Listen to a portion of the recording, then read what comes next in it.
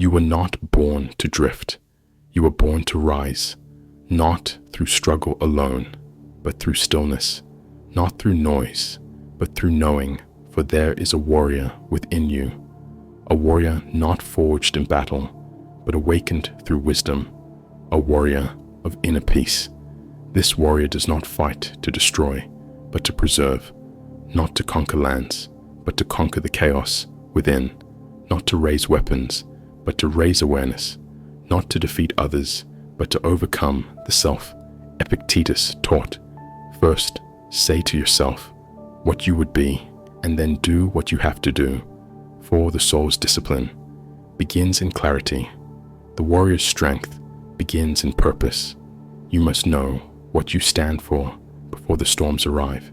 You must anchor yourself in virtue before the waves of temptation come.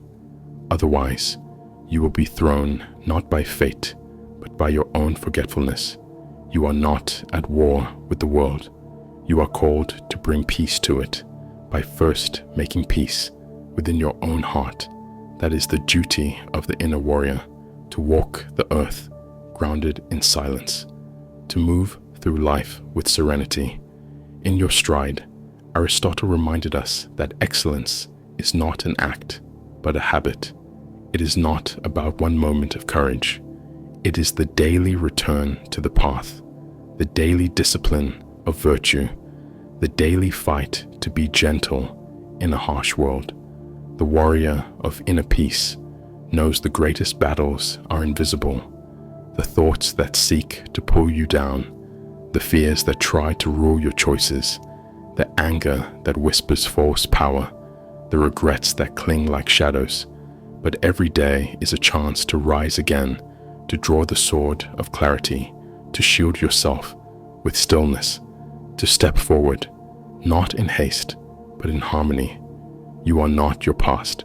You are not your wounds. You are the one who chooses what comes next. And every choice builds the warrior or breaks the peace. Be patient, like the Stoics, steady, like the mountains present, like the sky above the city, unmoved by praise, unmoved by blame. For peace is not weakness. Peace is presence. Peace is power under control. You are a warrior, not because you win battles, but because you do not flee from them. You do not run from your darkness. You enter it with light. You do not hide from discomfort. You meet it with dignity. The inner warrior is not perfect, but aware, not fearless, but faithful, not invincible, but resilient. And that resilience comes not from avoiding pain, but from understanding it.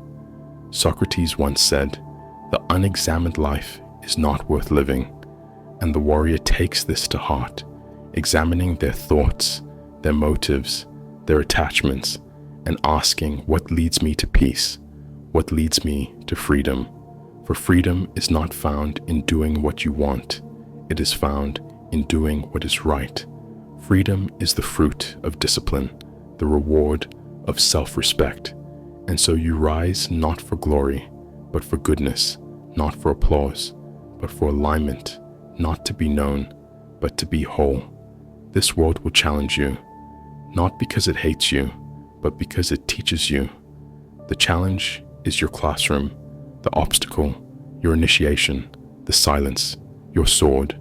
Do not react with noise. Do not lash out with confusion. Instead, return to yourself, return to breath, return to virtue, and from that center, act with calm precision. The warrior of inner peace does not live to impress the world. They live to reflect the truth, and in doing so, they shine. They lead without leading. They guide without force. They heal without noise. Marcus Aurelius said, "If it is not right, do not do it. If it is not true, do not say it." The warrior lives by this code, not for show, but for soul. So stand now, not in anger, but in acceptance, not in fear, but in fire, the quiet fire of purpose, the still fire of clarity, the sacred fire of peace. You were not born to hide. You were not born to follow. You were born to awaken, to walk the world as one who remembers the truth, as one who lives it with courage.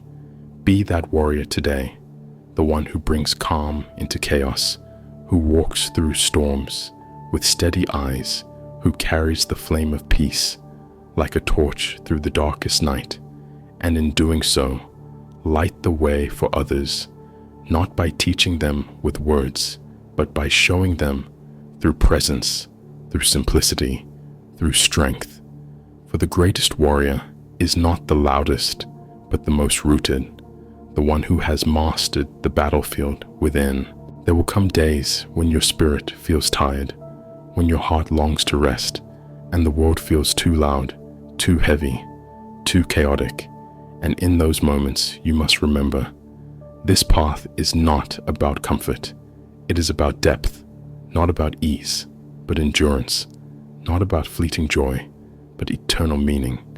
You were not sent into this life to escape hardship, but to be shaped by it, to be refined by fire, not broken, to be stretched by trial, not shattered, and within every weight is a wisdom waiting to awaken. Heraclitus taught that character is destiny, not fortune, not luck, not fame, but character. The way you meet the rain, the way you breathe through pain, the way you hold yourself when no one is watching for the soul is sculpted, not in celebration, but in solitude, not by applause, but by silence, by the way you whisper to yourself when life whispers back with cold winds. You must endure, not because suffering is sacred, but because endurance reveals the sacred within you. It calls forth the hidden courage, the ancient flame, the forgotten strength that no comfort could ever unlock. The Stoics knew this. They practiced daily, not to avoid pain, but to embrace preparation.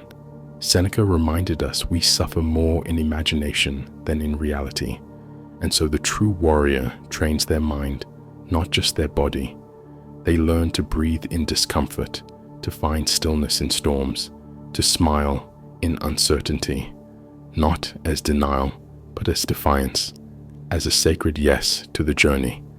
You must learn to walk when it would be easier to sit to speak truth, when silence is more comfortable, to act with integrity, when compromise offers reward to endure, when your bones ache not for the sake of pain, but for the sake of your becoming Plato. Once said, the first and best victory is to conquer self, and that victory is daily. It is moment by moment. It is not grand, but granular. It is won in the quiet choice, in the unseen battle, in the forgotten hour. You are not alone on this path. The ancient voices walk with you, the voices of those who suffered, who questioned, who endured, who lit the flame and passed it down to you.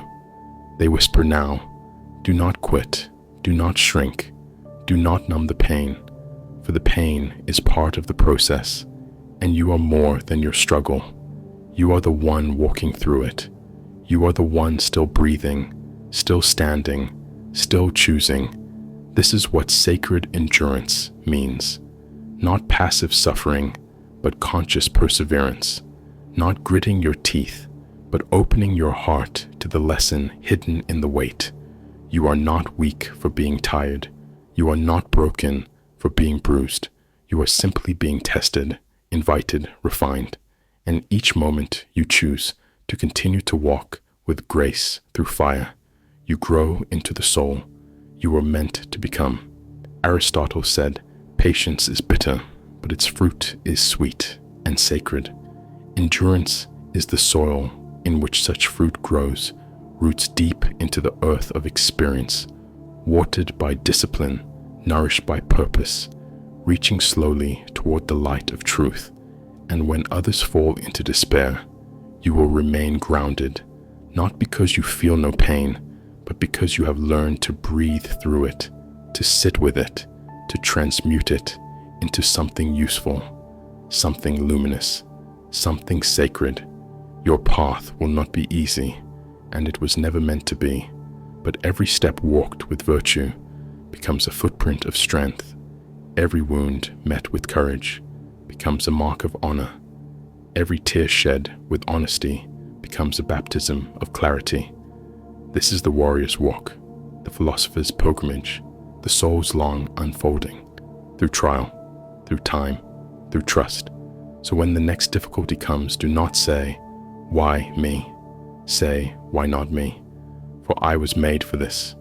I was made to endure. I was made to carry light into dark places, to hold steady when others tremble to walk on, when others turn back. This is not arrogance. It is alignment, not pride, but purpose. The quiet dignity of one who walks with the ancient ones behind them and eternity before them. You are not merely surviving. You are revealing the sacred strength hidden in your bones, the unshakable truth in your spirit, and the radiant soul in your center. Keep going, keep breathing, keep choosing, for the path of sacred endurance is the path of transformation, and every step forward is a sacred vow fulfilled. If you felt inspired by our journey through the Hellenic horizons, give a thumbs up, subscribe, and share your thoughts below.